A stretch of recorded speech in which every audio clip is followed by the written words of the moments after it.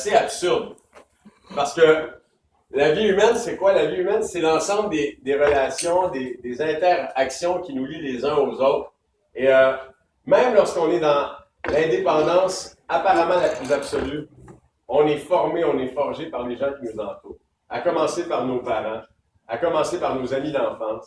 Et ultimement, la baboune d'un gars ou son sourire, l'accolade d'une amie ou un salut cordial dans le métro peut changer ta journée sans même que tu t'en aperçoives.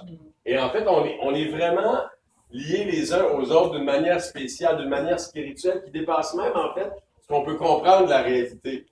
Puis évidemment, l'exemple s'impose à l'esprit qu'en tant qu'étudiant, on fait des travaux d'équipe, notre réussite dépend souvent aussi de celle des autres.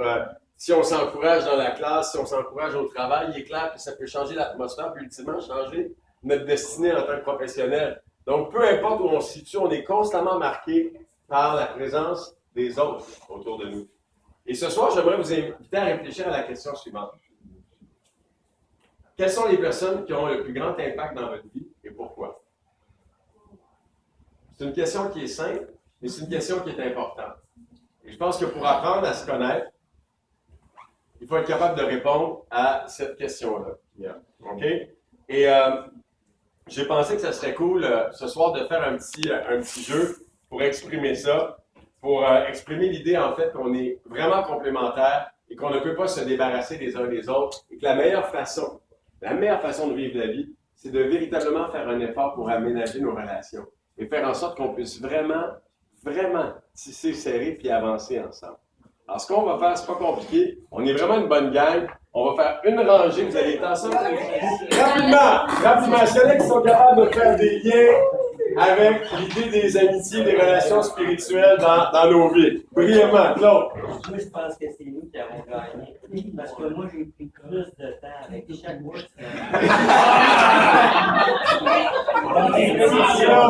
C'est vrai, Claude. L'apparence ne valent pas la peine. OK. C'est une bonne leçon.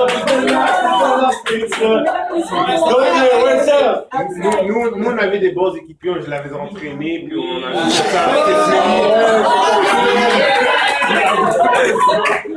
un peu plus puissant, je fais ça. La raison pour laquelle j'étais plus lent, c'est que j'avais de la misère à donner ce que vous avez.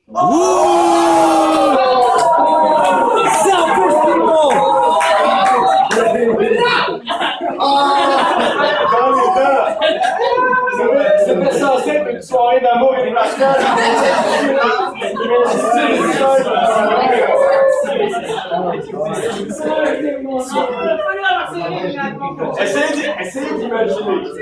Essayez d'imaginer dans une journée combien d'interactions nous lient aux autres. C'est incroyable, pensez-y. Combien d'interactions nous lient aux autres. Et c'est un bon jeu parce qu'on est obligé de travailler ensemble, de s'encourager. On doit même se tenir peut-être pour garder l'équilibre. On doit hâter le pas ou le freiner si quelqu'un s'énerve. Puis on est effectivement solidaires les uns des autres. Et c'est un jeu qui nous lance en fait un message sur ce que c'est que la vie spirituelle. C'est qu'on a vraiment besoin les uns des autres. On a vraiment besoin les uns des autres. Et je vais vous en parler tantôt parce que moi, je suis un gars en fait qui a grandi beaucoup dans l'indépendance. Et ce soir, j'ai 3 points pour nous sur les amitiés. Mon premier, c'est ce long cordon ombilical. Ceux qui s'intéressent à la physiologie humaine, puis particulièrement à la naissance, puis à la gestation en général, de la grossesse de l'enfant, la grossesse de la femme, puis l'évolution du fœtus dans le ventre d'une mère, le cordon ombilical, c'est incroyable. Comment, à partir de rien, de gamètes, se développe en fait ce canal, ce conduit de communication entre le placenta et l'enfant, et de quelle manière Dieu, dans sa perfection, permet à un être sans aucune forme d'indépendance de survivre de façon absolument magnifique. Et c'est fou de penser qu'on a été si dépendant d'un être humain dans notre vie. Qu'au moment où on était dans le ventre de notre mère, et que, inconscient de notre état, on attendait la venue au monde. Qu'est-ce qui s'est passé quand on est venu au monde? Une des premières choses que le médecin a fait, c'est quoi? C'est de couper le cordon. On ne peut pas rester à l'air libre avec le cordon trop longtemps. Ça peut être même toxique pour l'enfant. Et qu'est-ce que le médecin fait? Il coupe le cordon. Et soudainement, le rapport à la vie change de façon dramatique. L'enfant crie, il vient d'être sorti de son milieu, et soudainement, sa relation de dépendance va s'entretenir avec principalement la mère, et également la tendresse et l'amour du père et de l'environnement immédiat. Vous me suivez? Et en fait, on ne peut pas parler d'une amitié à ce moment-là, on peut parler simplement d'une relation. Et ce qui va arriver, c'est que l'enfant va grandir et va se faire imposer par Dieu et par son environnement, il va se faire imposer quoi? Les principales sources d'influence dans sa vie qui vont shaper, qui vont transformer et qui vont modeler son caractère et sa vie. Et qu'est-ce qui se passe à l'âge de 13 ans? Non seulement le cordon est coupé, non seulement les relations sont bien établies entre les parents et l'enfant, mais là, il se passe quelque chose de spécial. L'enfant questionne quoi? Il questionne la nature et l'importance de cette relation-là avec le parent. Il cherche à se redéfinir au niveau de ses sources d'influence et de son identité.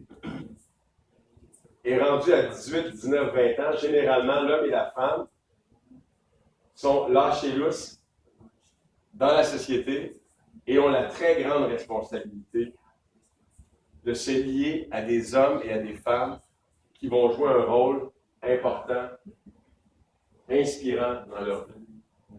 Et c'est la raison pour laquelle j'appelle ça ce long cordon ombilical, parce que même après la naissance, même après l'adolescence, le cordon est toujours là entre nous.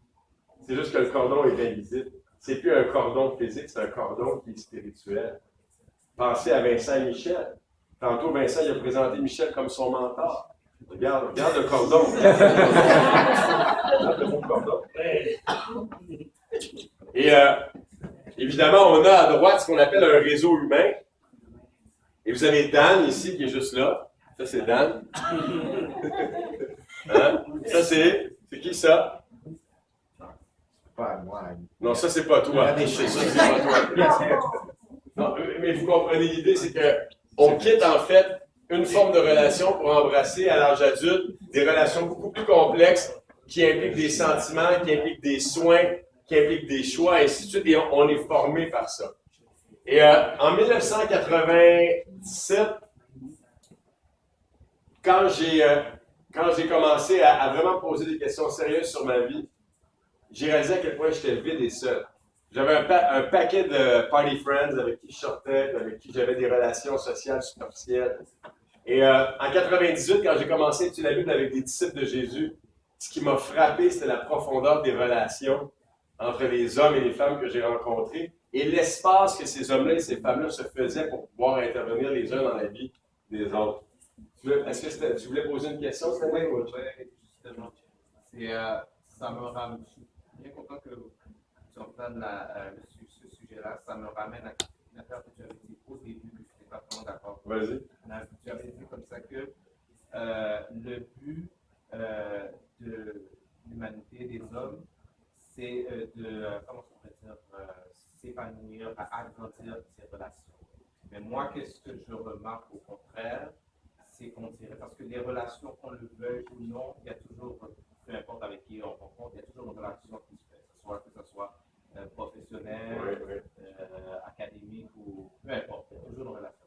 Cependant, ça ne serait pas plutôt, au lieu de s'épanouir avec les relations, ça ne serait pas plutôt d'avoir une relation où on trouve une opportunité de prendre racine, de prendre de la profondeur à la face. Oui, c'est une bonne question. Je pense que s'épanouir, c'est ça aussi, c'est creuser.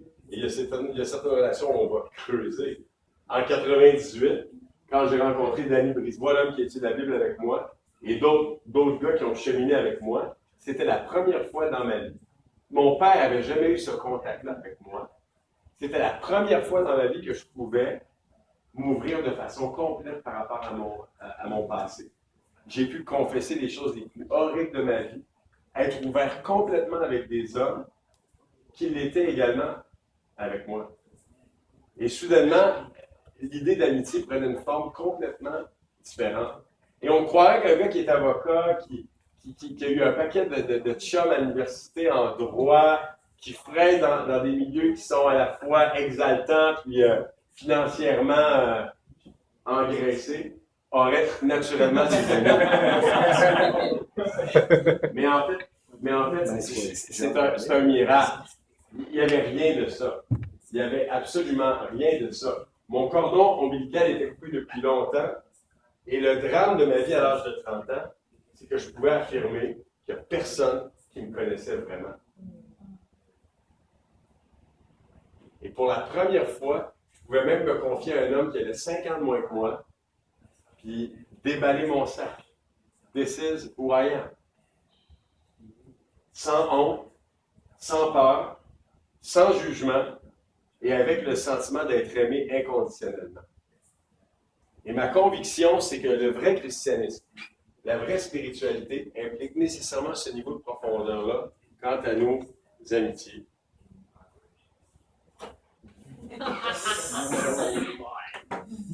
Est-ce qu'il y en a qui ont vu ce film-là? Avec Tom Cruise?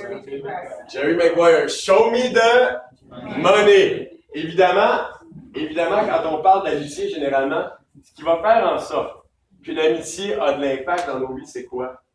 C'est que what you see is what you get. Il n'y a pas d'hypocrisie, il n'y a pas de niaisage. Tu as la personne devant toi, tu la connais telle qu'elle est. Il n'y a pas de mirage, il n'y a pas d'illusion. What you see is what you get. Et souvent, en fait, avec le temps, on devient cynique. Show me the money. Tu dis que telle personne est vraiment, vraiment cool. I want to see it. Je veux le voir, je veux le toucher pour le croire. Et moi, à l'âge de 30 ans, j'ai vécu cette expérience-là. Je me rappelle la première fois que j'ai rencontré des vrais disciples de Jésus. Puis j'ai regardé leur amour, leur joie et tout ça. Je me disais, attends un instant. J'avais jamais vu ça de ma vie avant. Je me disais, is this the real deal? Est-ce que ce que j'ai devant les yeux, c'est vrai?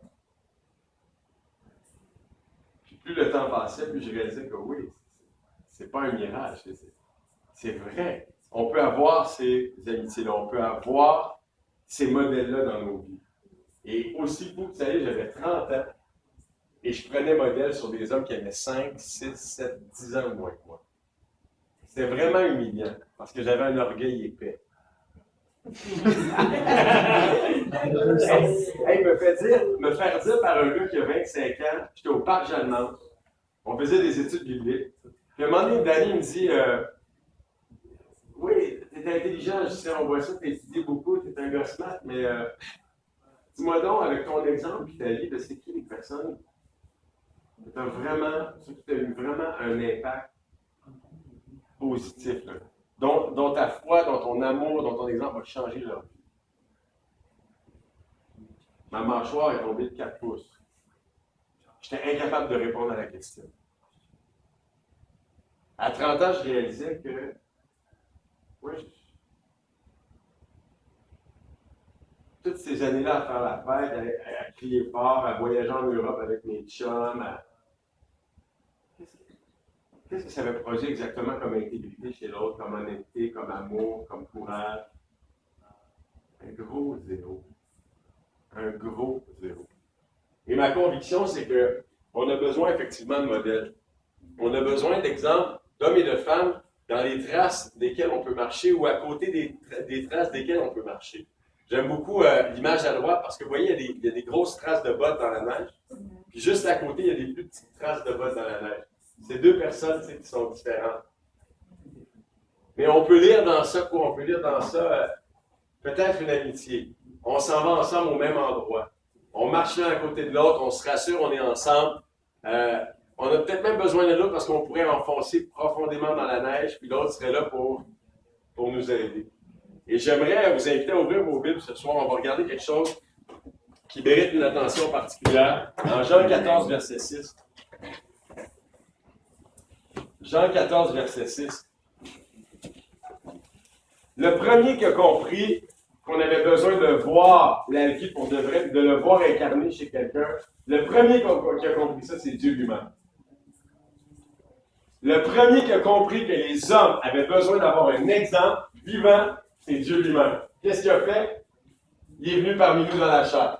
Il s'est dit, je vais venir vivre avec eux pendant 30-35 ans, je vais prendre le corps humain, puis let's go Charlie, ils vont me voir en chair et en os. Ils ont entendu parler de moi, pendant des millénaires, Moïse leur a parlé de moi, les prophètes leur ont parlé de moi, mais là c'est l'heure de leur montrer mon visage. Et Dieu est venu en chair, en os, puis il est venu poser ses pieds dans le sol des hommes. Il a pleuré avec nous, il a mangé avec nous, il a joué avec nous, il a souffert avec nous, il a été seul parmi nous, il a vécu tout ce qu'un humain peut vivre, puis il a vécu ça même au paroxysme de la chose. Et Jésus a expérimenté l'amitié dans sa forme la plus profonde et noble, mais il a été aussi abandonné par ses amis. Il a vécu l'amitié dans ses formes les plus exaltantes, mais il a vécu aussi l'amitié dans ses formes les plus difficiles. Et regardez avec moi en Jean 14, verset 6. La Bible dit ici, vous connaissez le passage, Jésus ici est en train de parler à Thomas, puis il lui dit, « Je suis le chemin, la vérité et la vie. Nul ne vient au Père que par moi. » Et là, la conversation va se continuer, puis Philippe va dire, « Regarde Jésus, tout ce qu'on veut, là, c'est que tu nous montres le Père. Montre-nous le Père, on va être vraiment contents. » Qu'est-ce que Jésus va dire? « Hey Phil, ça fait 3 ans que je suis avec vous autres. Ça fait 3 ans.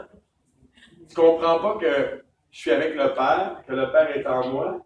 Celui qui m'a vu, a vu le Père. » Vous me suivez? Et malgré le fait que Jésus était avec eux, ils n'ont pas reconnu Dieu. Et à quel point c'est difficile de reconnaître le divin qu'il y a en chacun de nous. À quel point c'est facile d'être critique. À quel point c'est facile d'être incrédule et d'avoir les yeux fermés pour reconnaître ce qu'il y a de beau dans chaque personne. Vous êtes d'accord avec moi? On a besoin de modèles dans nos vies, on a besoin de modèles vivants. Et pour exemplifier ce que je vous dis, vous avez Jésus, vous avez Paul, vous avez Denis, puis vous avez un 4e personnage. Est-ce que vous savez pourquoi j'ai choisi ce personnage-là? Ben oui, c'est Batman. Si vous apprenez à connaître Denis, vous allez voir que Denis, c'est ça, Denis, c'est l'incarnation de John Wayne et De Bruce Wayne.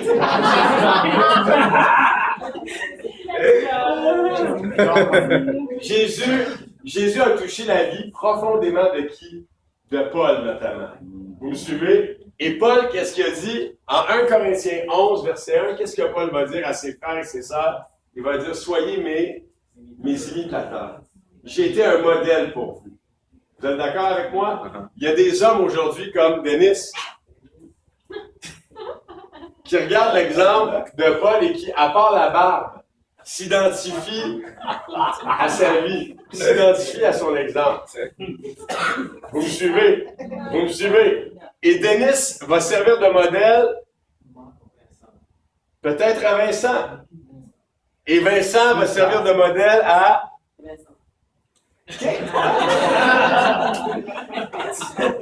Vincent, il est tellement anti qu'il sert de modèle à lui-même. C'est un trou noir, c'est ça que ça fait, ça absorbe la matière. Le monde se pile dans Vincent. Il ne vient plus jamais. Et c'est fou parce qu'aujourd'hui, quand on dit, et moi, j'ai tel gars comme modèle dans ma vie. Quand tu dis ça à quelqu'un à l'Université du Québec à Montréal, qu'est-ce que les gens pensent quand tu dis ça? Ah, il était influençable. Hey, t'es influençable. T'es faible. T'es faible. Je veux dire quelque chose de super important. Vas-y. Donne-moi. 30 secondes. Non. Vas-y, Tout le monde veut envoyer ses enfants dans une école pour qu'ils apprennent à être des leaders. Oui.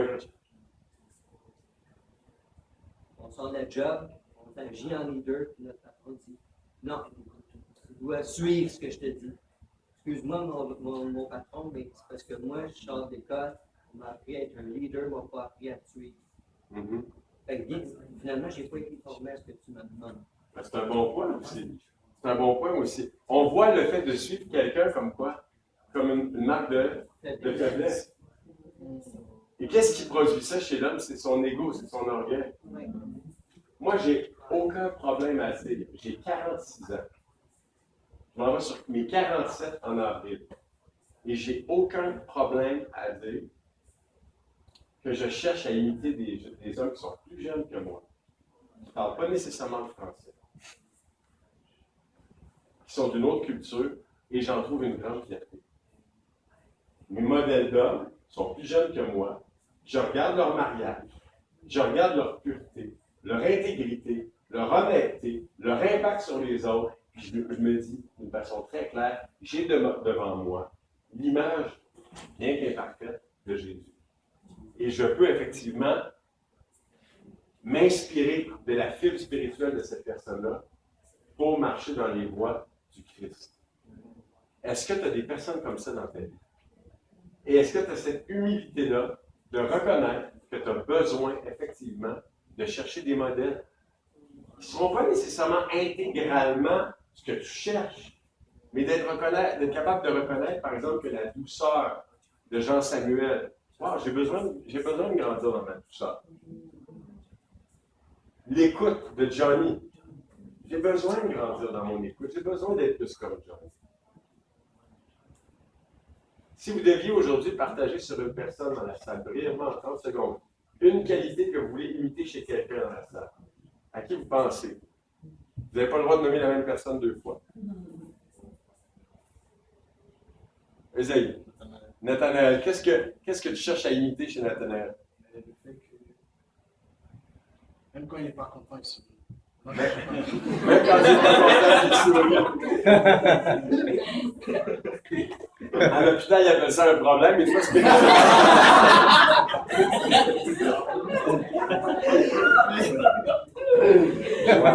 Nathanaël, c'est à ton tour. Il faut que tu partages sur quelqu'un.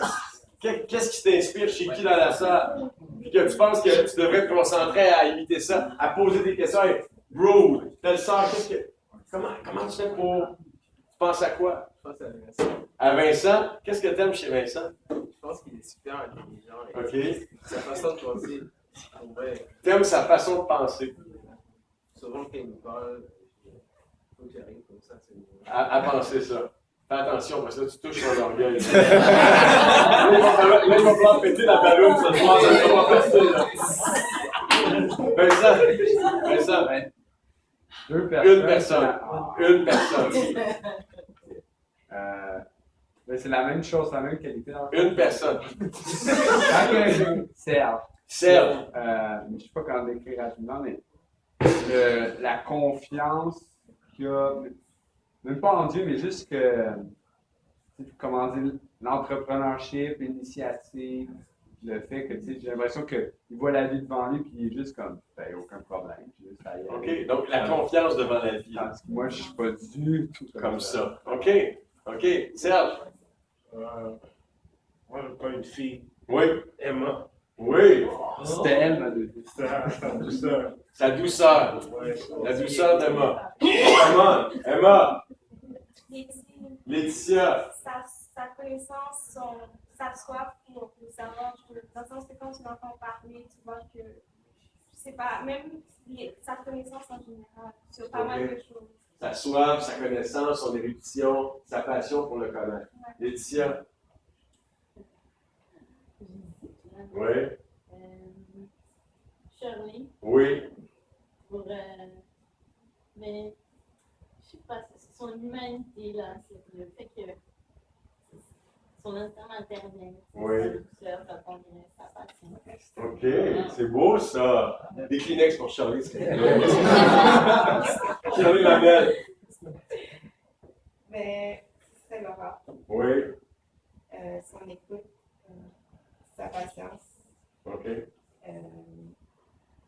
Puis le fait que c'est dans pas prendre le temps d'écouter et d'aider à sa manière. Ouais. Puis très artistique, très doux et très beau. Ouais.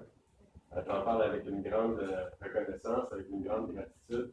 Et on pourrait continuer comme ça. Et de découvrir la richesse la richesse qu'on a autour de nous, c'est incroyable. C'est incroyable. On est si facilement aveuglés dans un monde où on nous dit, tu sais quoi, fais tes affaires, tu es capable tout seul, alors qu'il n'y a rien de plus faux. En fait, les gens sont constamment influencés par quoi vous pensez? Ce qu'ils voient à la TV, ce qu'ils voient dans les journaux, ce qu'ils voient sur les billboards, sur les panneaux, à l'université, dans le métro. Tout le monde se laisse influencer, mais par les mauvaises choses. Sois indépendant. Vas-y tout seul, tu es capable. Mais les gens tout seuls qui se pensent capables, ils échouent leur vie. Ils échouent leur existence. S'il y en a un qui aurait bien pu vivre ça tout seul, puis être capable, c'est bien Jésus-Christ lui-même.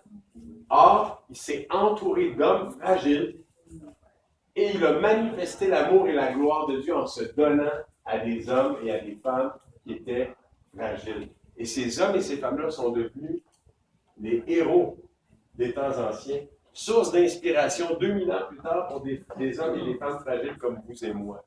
J'espère que vous avez cette conviction-là.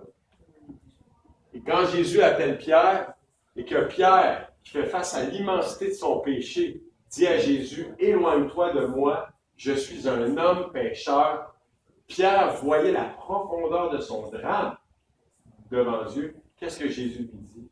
« N'aie pas peur, lève-toi, viens avec moi, et la raide commence, mon ami.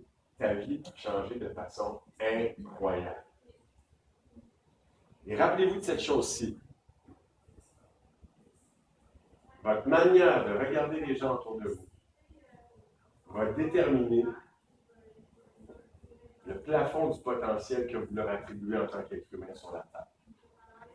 Si moi, je décide de regarder Nicolas, je le regarde et je cherche à le regarder au travers de ma relation avec Dieu comme un fils de Dieu, comme un homme unique au monde, créé à l'image de Dieu, et que je comprends que rien n'est impossible, que Dieu peut faire des choses inouïes avec cet homme-là, bien, il est clair que je vais le traiter de cette manière-là et que je vais avoir des attentes qui vont être élevées, certes, mais je vais avoir également une vision qui va être pleine d'amour, pleine de foi. Et c'est ce qu'on devrait avoir les uns et les autres, mes amis, parce que Jésus a cette vision-là pour nos propres vies. Et il nous prend lorsqu'on est faible, lorsqu'on est fragile, pour nous amener vers des sommets qu'on n'aurait jamais pu suspecter. Pensez à ça. Pensez à votre vie, ceux qui ont vécu une transformation, qui ont été transformés par le Christ et qui vivent aujourd'hui des relations spirituelles d'amour. Essayez juste de mesurer ce que Dieu a fait au travers de vos amitiés depuis que vous êtes disciples de Jésus. Vous allez voir l'importance de ce dont on parle ce soir. Les hommes qui ont eu un impact dans ma vie, ils ont transformé ma vie. Quand je pense à ça aujourd'hui, Danny, il m'a marié avec ma femme. N'eût été de sa relation avec Gilliane, je ne serais peut-être jamais marié avec Debbie. Je regarde Caleb et Guy, mes enfants, et c'est en ligne directe avec la foi que Danny a eue pour moi, alors que j'étais un tas de miettes, pour ne pas dire d'autre chose.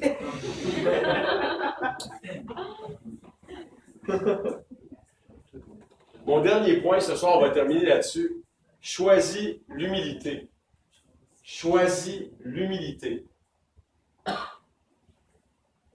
L'humilité, c'est quoi dans la formation spirituelle, dans l'amitié spirituelle? Une petite citation en anglais, The humble man makes room for progress. The proud man believes he is already there. En français, l'homme qui est humble ou la femme qui est humble fait de la place pour le progrès. Alors que l'homme qui est orgueilleux croit qu'il est déjà rendu à destination. Et j'aime beaucoup, en fait, ces mots-là ici.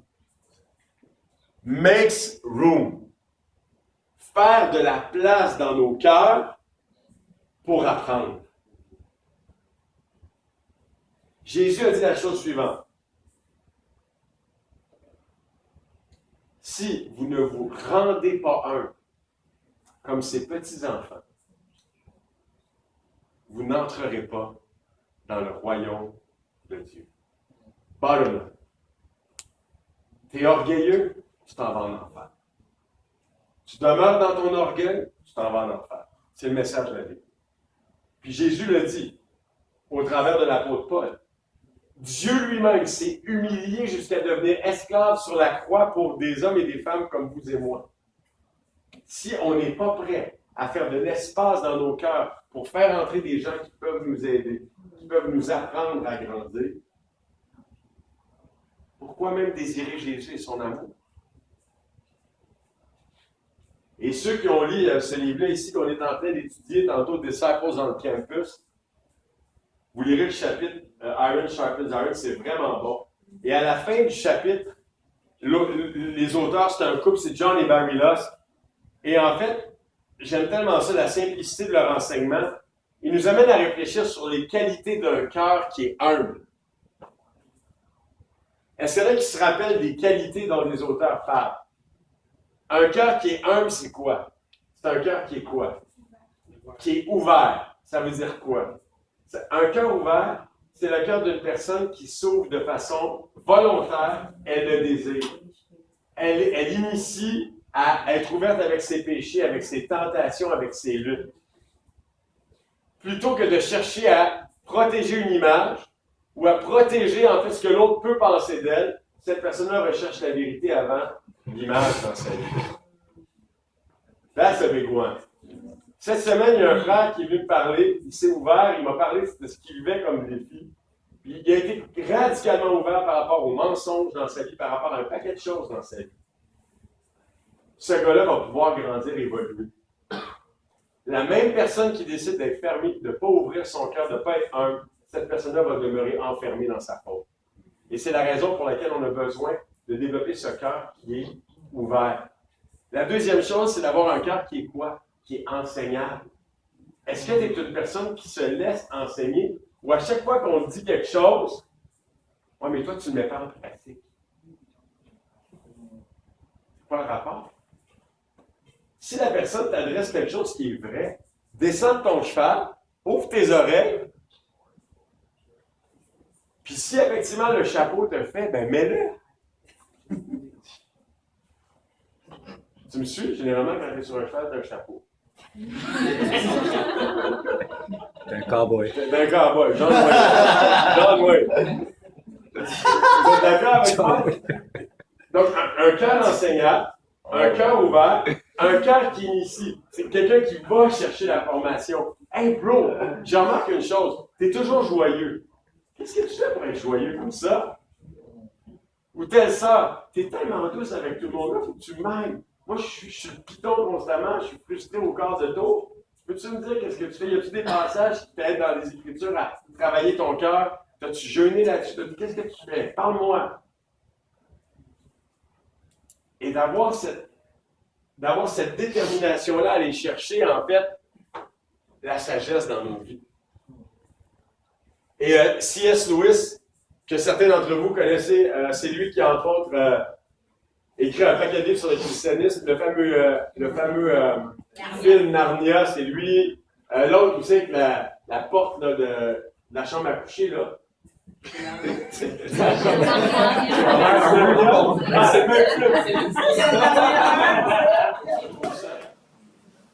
Moi, j'ai vécu ça beaucoup dans ma vie. Comme juriste, même comme joueur de tennis, la grande solitude.